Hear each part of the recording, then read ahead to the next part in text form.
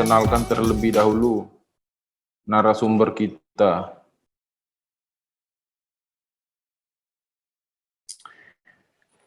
Nama lengkap Ibu Nopi Nurlaila, lahir di Kebumen ya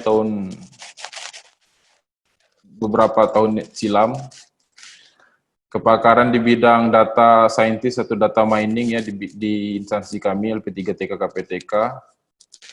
Untuk pekerjaan sementara menjabat sebagai penyusun program kebutuhan peningkatan kompetensi di seksi peningkatan kompetensi.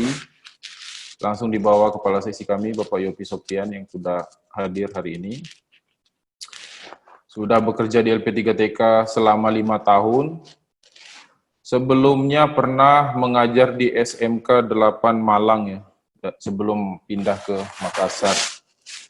Riwayat pendidikan SMA di Gombong, kemudian mengajukan sarjana di Sekolah Tinggi Teknik Atlas Nusantara di Malang, kemudian melanjutkan magister S2 di Unhas ya, di Departemen Teknik Elektro ya kalau saya tidak salah, di Unhas Goa Teknik. Baru selesai kemarin, baru wisuda. Saya ucapkan selamat kepada Ibu Nopi. Kontak person dan alamat nanti bisa ditanyakan langsung kepada beliau. Kemudian publikasi juga sudah ada tahun kemarin mungkin terkait penyelesaian studi S2 ya. Nanti beliau akan sampaikan karena materi yang akan disampaikan juga terkait dengan tesis yang dikerjakan kemarin. Itu saja perkenalannya, saya berikan waktu kepada Ibu Nopi selama 30 menit ya. Langsung saja, terima kasih. Silakan Bu Nopi. Assalamualaikum warahmatullahi wabarakatuh. Yang saya hormati Pak Yopi selaku Kepala Seksi Peningkatan Kompetensi. Yang saya hormati Bapak Dr. Al-Azhar. Yang saya hormati seluruh peserta webinar pada pagi hari ini. Kenalkan, tadi sudah dikenalin ya sama Pak Singgi. Perkenalkan, nama saya Novi Nurlaila. Pada kesempatan pagi hari ini, saya diminta sama Pak Singgi untuk sharing terkait pengalaman saya, di mana saya melakukan penelitian yang menerapkan teknologi digital di dunia perikanan. Baik, Pak Singgi, mungkin untuk mempersingkat waktu, saya coba share paparan saya ya Pak ya.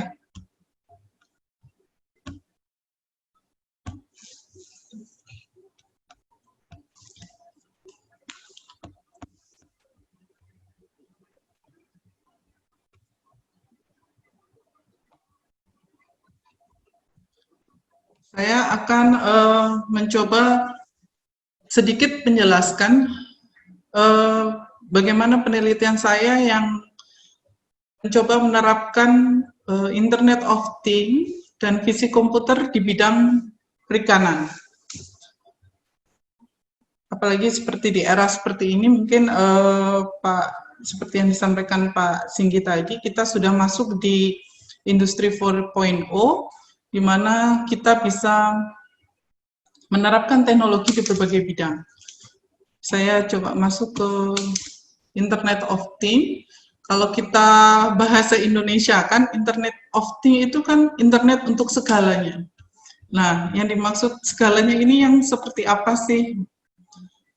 Internet of Things adalah salah satu teknologi yang memungkinkan, yang paling menjanjikan, yang menciptakan jaringan besar, benda fisik di seluruh dunia ini saling terhubung ketika di dalamnya itu tertanam suatu elektronik, perangkat lunak, sensor, dan konektivitas jaringan. Itu kunci utamanya, kita saling terkoneksi. Ini saya ambil pengertian ini di paper tentang pembahasan Internet of Things. Tahun 99, Kevin Anston itu menciptakan Internet of Things, di mana dia menemukan peralatan berbasis RFID. Lah penemuan di tahun 99 ini sebuah lompatan besar ya untuk komersialisasi IoT. Saya langsung ke contoh aplikasinya. Di sini saya mencoba memberikan contoh IoT atau aplikasi IoT yang diterapkan untuk transportasi dan logistik. Mungkin yang paling sederhana, kita itu bisa tracking posisi barang ada di mana ketika melakukan pengiriman dan sebagainya, pengambilan dari gudang hingga sampai ke customer. Dalam logistik transportasi ini, IoT ini meningkatkan tidak hanya sistem aliran material, tetapi juga positioning global dan identifikasi otomatis pengiriman. Nah, itu yang pada akhirnya akan meningkatkan efisiensi energi dan mengurangi konsumsi energi. Saya contohkan berikutnya, bagaimana implementasi IoT itu di smart home. Saya sedikit ada video.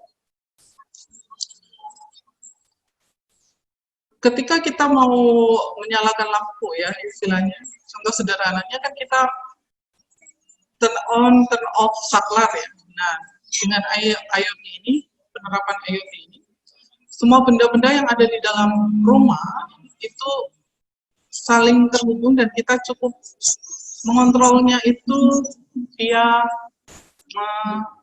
handphone kita.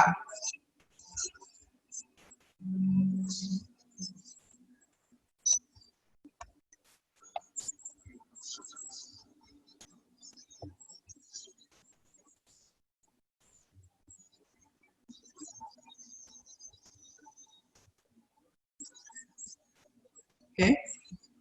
Jadi smart home ini di masa depan itu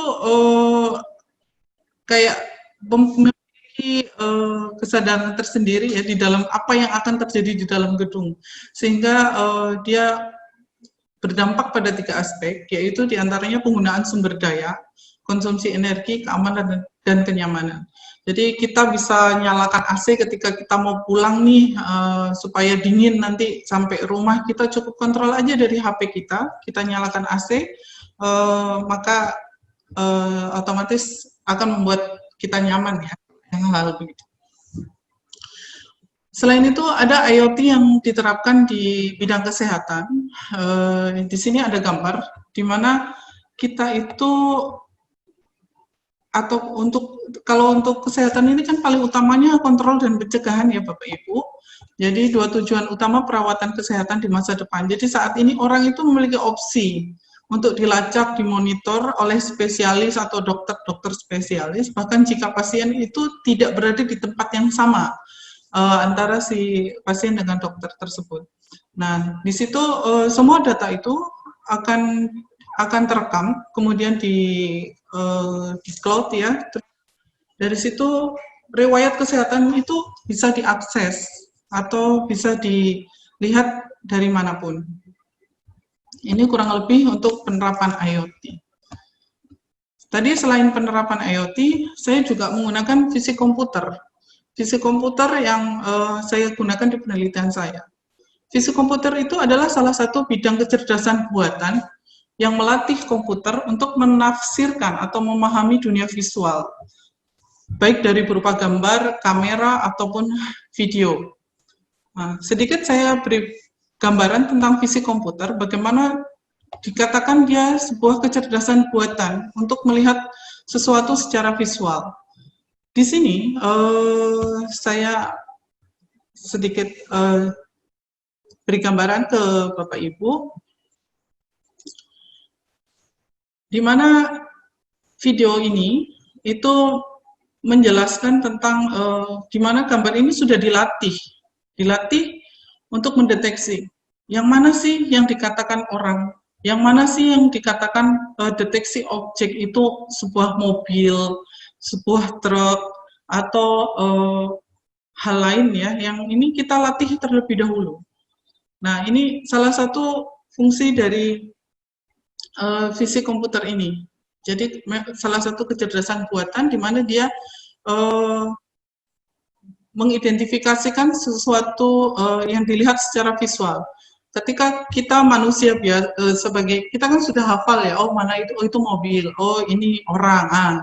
Bagaimana kita melatihkan itu ke komputer? Kurang lebih ini gambarannya. Kemudian saya langsung masuk ke sharing pengalaman penelitian saya, yaitu saya mendeteksi larva kepiting, terutama di fase megalopa. Mungkin Bapak Ibu peserta literasi kelautan ataupun teman-teman dari kelautan jauh lebih paham ini dibanding saya.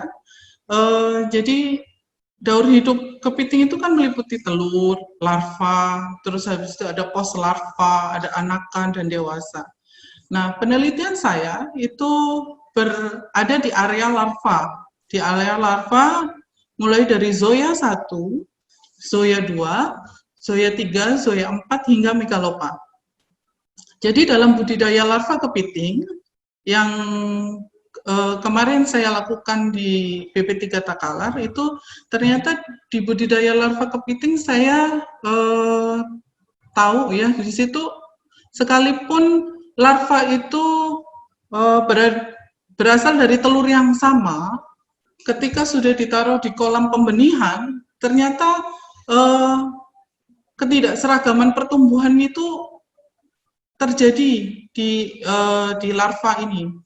Jadi ada yang 3 hari sudah masuk ke zoea 1, ada yang 4 hari sudah langsung masuk ke zoea 2, dan hal ini menyebabkan ketidakseragaman sehingga fase dari pertumbuhannya ini pun berbeda. Tidak seragam masuk ke zoea 1 semua atau zoea 4 semua atau megalopa semua.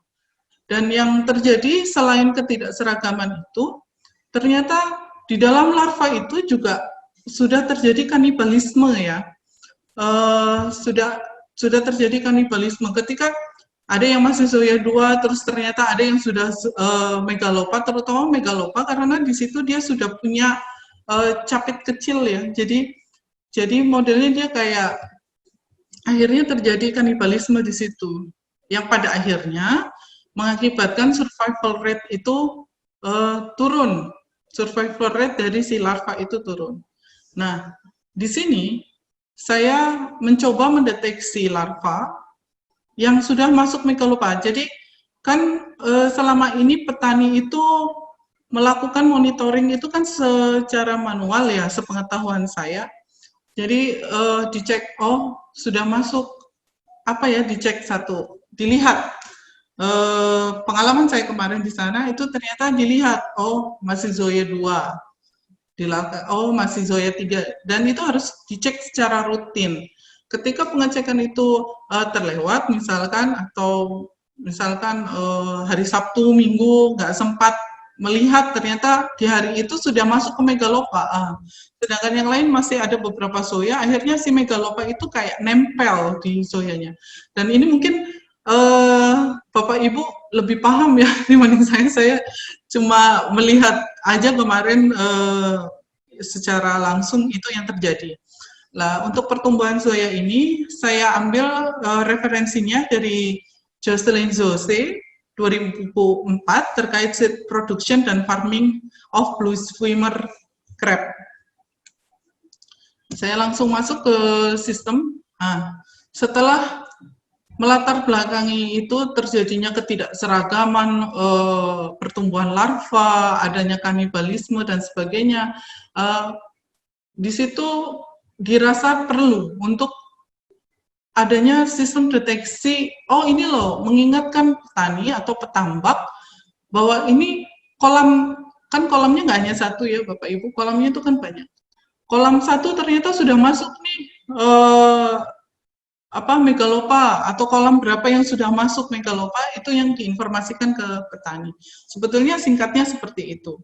Tapi proses yang saya lakukan,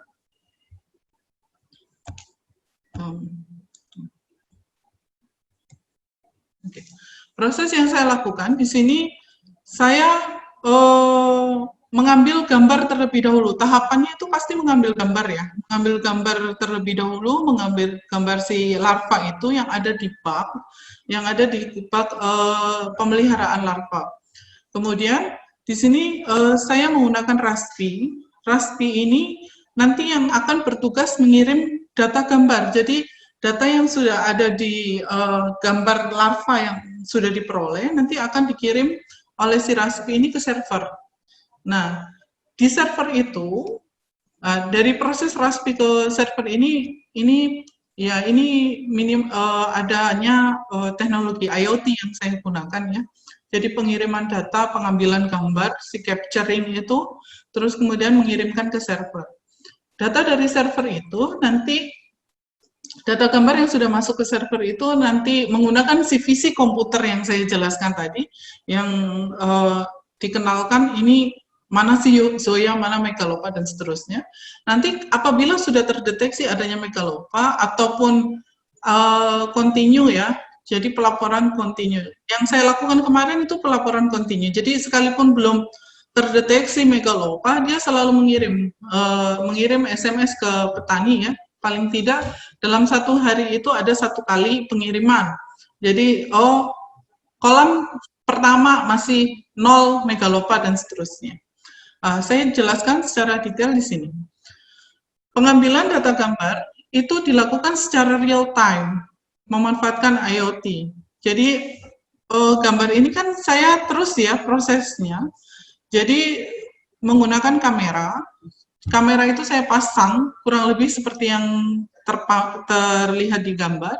Saya masukkan di situ, kemudian kamera itu dia mengcapture setiap timer waktu yang kita atur. Kalau kemarin itu saya mengatur setiap 15 menit sekali.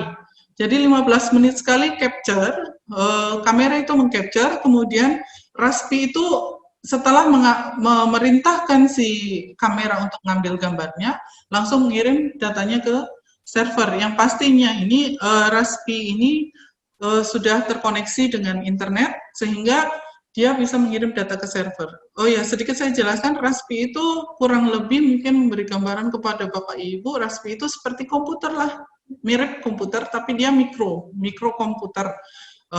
Ya kurang lebih fungsinya sama seperti komputer yang Bapak Ibu pakai.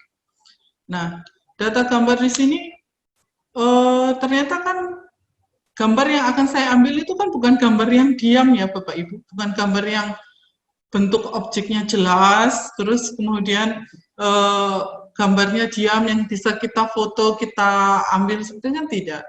Di larva ini ternyata saya juga baru setelah melakukan penelitian ini saya tahu ternyata larva itu dia itu pergerakannya itu cepat sekali. Tapi dia selalu berada yang saya ambil, sehingga di sini kan ada penampang putih di permukaan, terus kameranya agak saya masukkan ke dalam.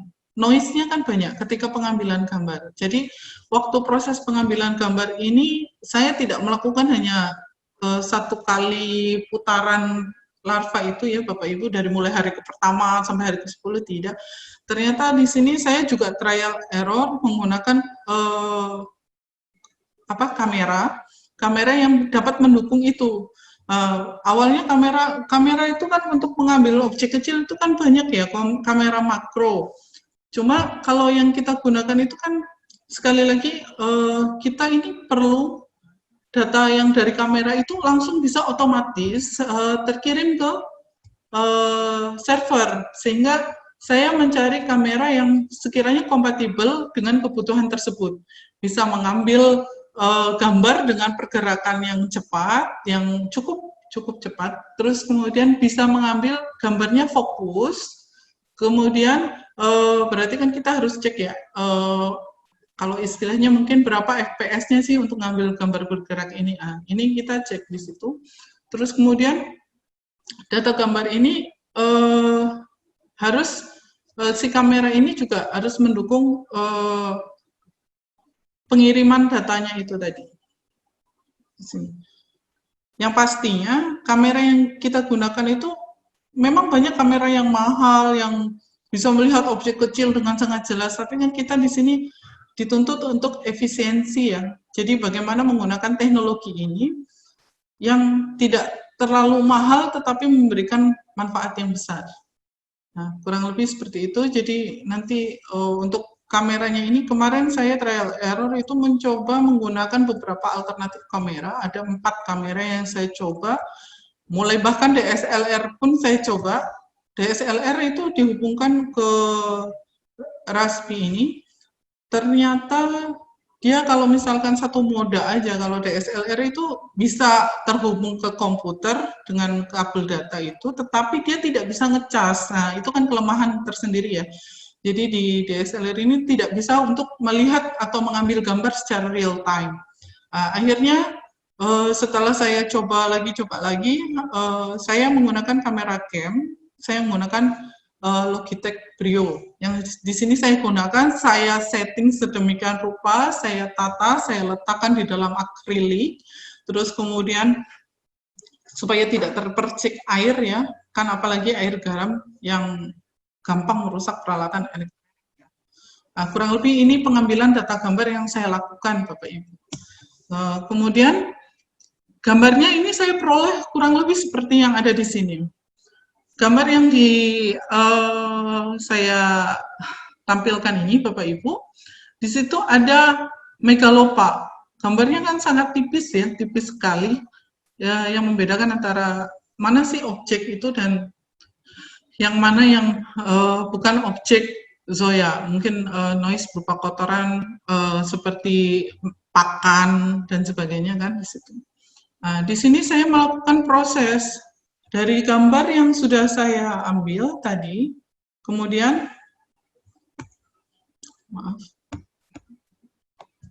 gambar yang sudah saya ambil itu tadi, saya labeling. Saya melakukan dengan memanfaatkan itu tadi, fisik komputer itu tadi, di situ ada proses pelabelan. Dilabelin, oh ini loh yang megalopa yang seperti ini, yang Zoya seperti ini. Nah, terus kemudian data tersebut kita training, kita latih terus, di komputer tersebut kita latih. Nanti ketemu bentuk ini yang dinamakan megalopa. Oh, ini yang ketemu bentuk ini berarti namanya Zoya.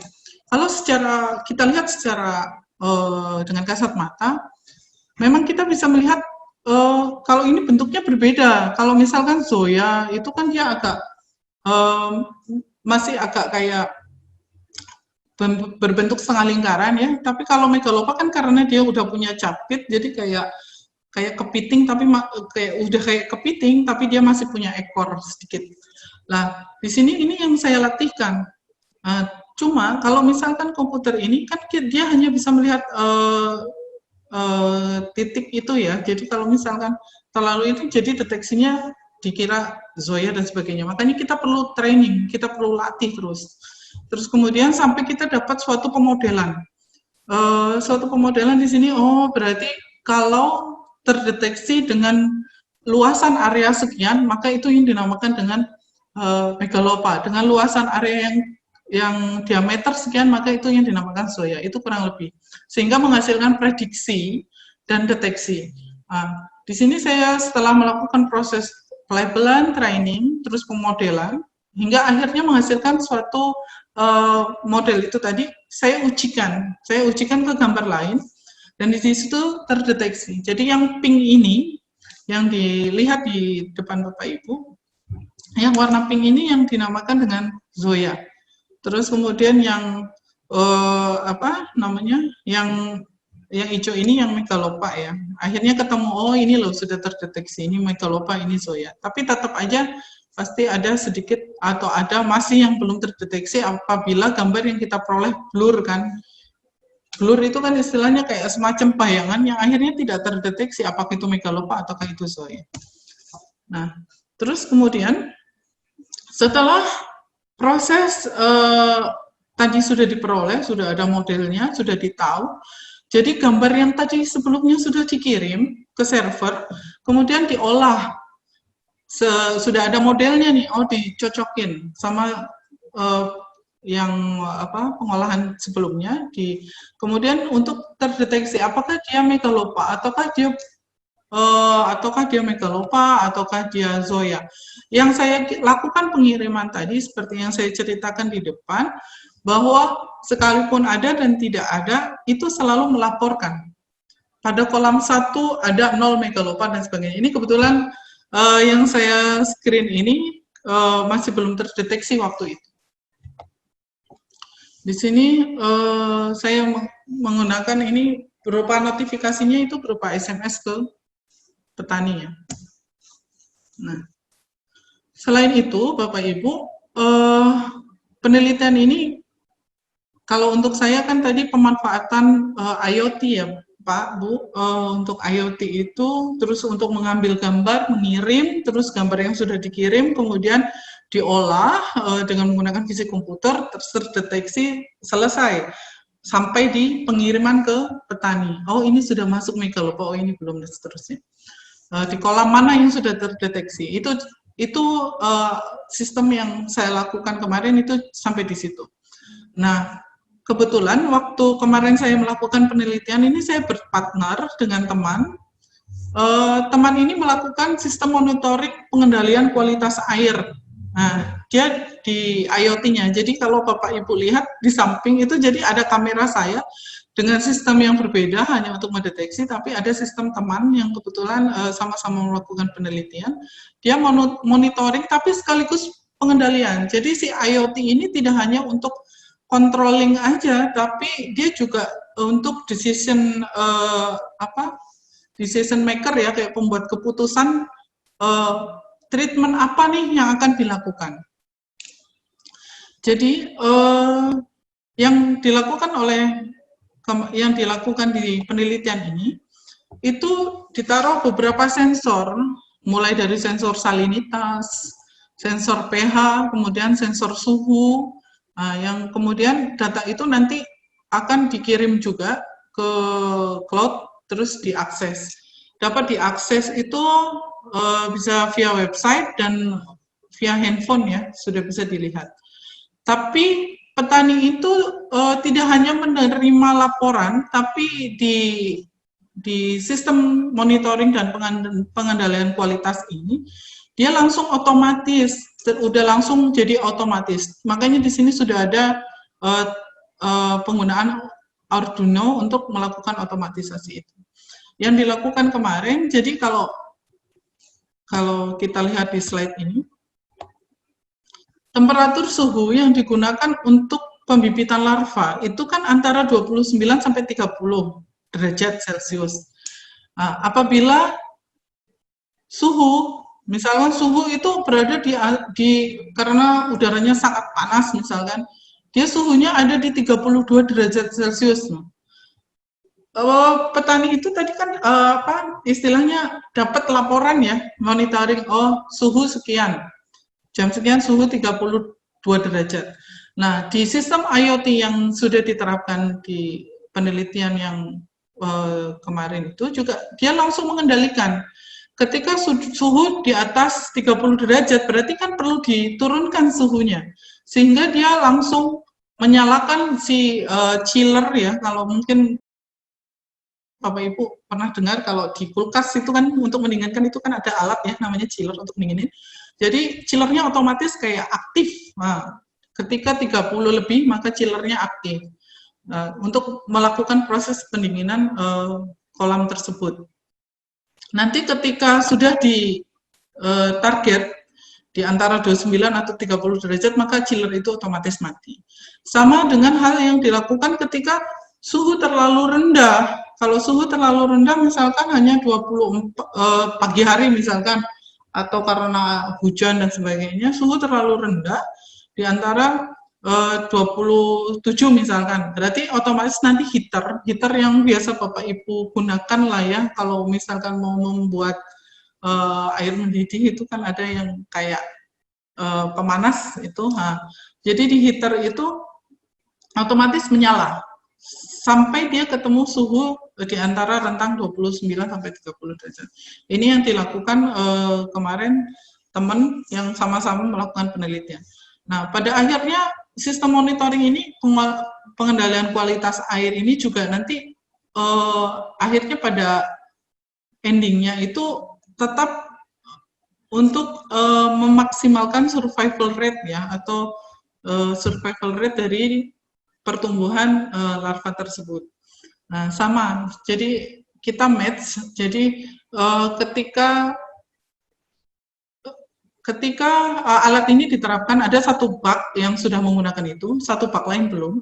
Kemudian dimonitoring ketika menggunakan sistem controlling ini, apakah dia mempengaruhi ketika air 29-30 itu kan tadi seperti yang saya jelaskan di depan, kalau pertumbuhan larva itu kan tidak seragam ya Bapak Ibu. Jadi apakah lebih cepat ketika menggunakan sistem kontrol seperti ini atau tidak? Ini yang kami lakukan kemarin. Kemudian di sini ada pH sensor, ada salinitas. Nah, untuk pH dan salinitas mungkin sepengetahuan saya kemarin itu kalau misalkan air garam atau air tawar kan harus dicampur atau gimana ya, kalau salinitasnya tinggi itu langsung air tawarnya masuk ya kalau nggak salah. Nah, di sini juga sudah langsung otomatis. Nah, ini kurang lebih sistem monitoring dan pengendalian kualitas air yang kemarin sama-sama kita melakukan penelitian di situ. Nah, terus kalau misalkan kita aquaculture teknologi mungkin yang sudah Bapak sering lihat ya di YouTube atau di mana, sebetulnya kan sudah banyak yang dilakukan. Nah, di sini misalkan ada feeding otomatis, feeding otomatis ini ada, saya ambil di YouTube ya contohnya, di mana dia mengontrol pemberian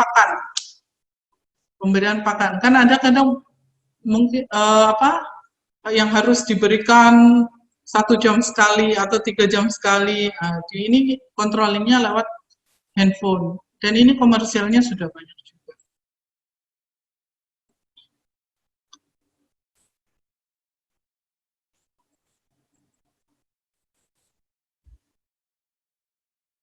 Untuk pemberian pakannya ini kurang lebih ini IoT yang sudah ada ya, yang sudah banyak di pasaran. Jadi sebetulnya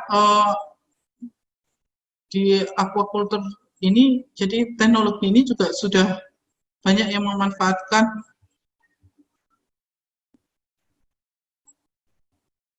ya, pada akhirnya juga untuk memaksimalkan atau mengoptimalkan hasil dari pertumbuhan itu. Dan mungkin ini kalau yang terjadi di luar negeri, ini video ini saya ambil sudah berapa tahun yang lalu, sekitar 3 tahun yang lalu. Jadi dia mengatur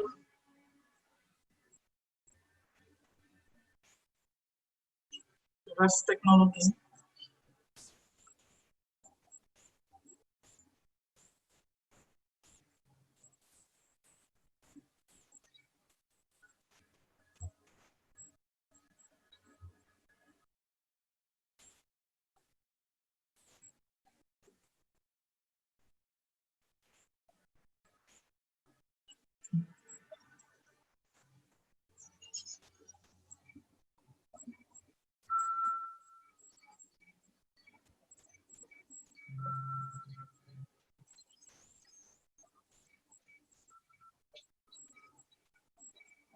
Ini yang tadi untuk pengaturan oksigen ya, yang di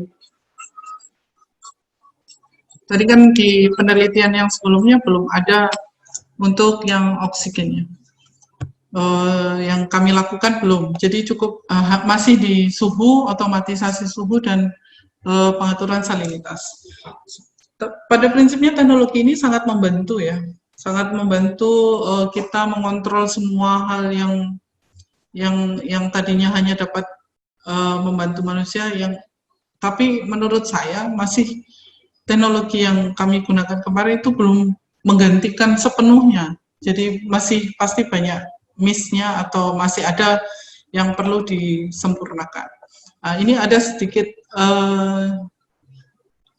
gambaran ya ketika penerapan teknologi ini digunakan. Nah, langsung otomatis.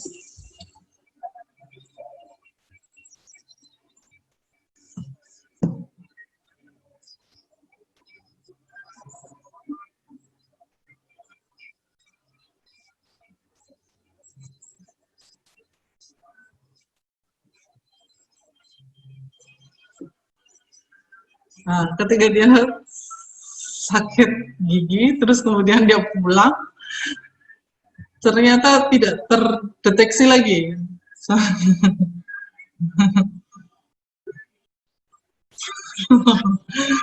Ya, terus. Sedangkan tetangganya ini pakai kunci biasa masuk selesai. Jadi ketika kita memanfaatkan kita memanfaatkan teknologi yang seperti mungkin, tapi pada prinsipnya insya Allah teknologi ini akan membantu kita untuk memudahkan yang seperti contoh feeding tadi itu ya, yang paling ini mungkin bermanfaat ya bagi para petani untuk mengatur, jadi tidak setiap jam memberi makan dan sebagainya. Ini untuk daftar pustaka yang saya gunakan untuk presentasi ini. Kurang lebih itu. Terima kasih atas perhatiannya Bapak Ibu. Kurang lebih sharing saya seperti itu. Saya kembalikan ke Pak Singgi. Silakan Pak Singgi. Baik, terima kasih Bu Nopi, menarik sekali ya presentasinya.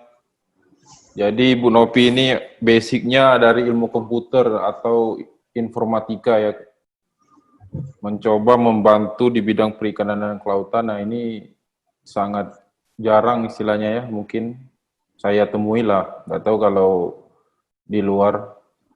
Tapi sangat menarik sekali. Jadi karena kalau di perikanan sendiri mungkin tidak banyak yang bisa melakukan kajian ataupun mungkin memberikan masukan teknologi seperti ini ya.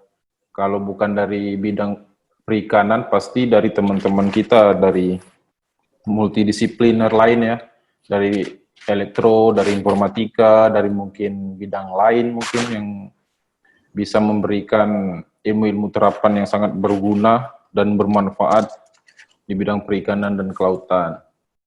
Terima kasih Bu Nopi sudah memberikan presentasinya. Kita beri aplaus ya kalau di webinar biasa sebenarnya. Terima kasih. Selanjutnya